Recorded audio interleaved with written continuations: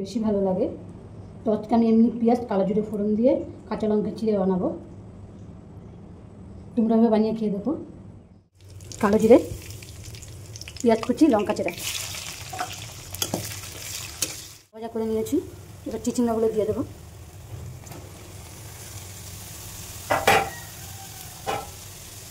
আর দেখো মাছের ঝোলটা ফুটছে। স্বাদ মতো লবণ, হলুদ গুঁড়ো।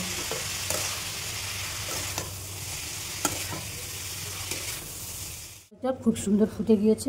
এবার মাছগুলো দিয়ে দেবো।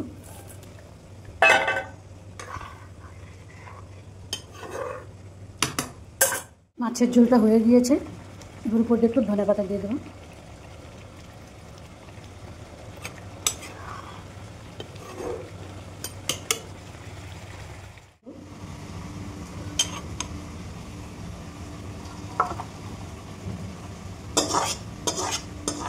বন্ধুরা কত সুন্দর দেখতে হয়েছে।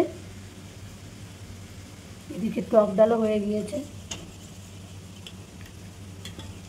আজকে আমার রেসিপিগুলো যদি তোমাদের ভালো লেগে থাকে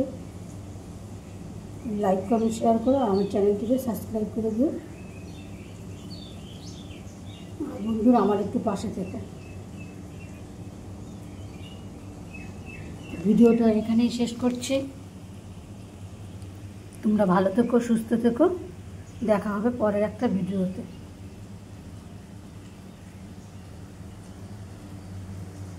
ধন্যবাদ।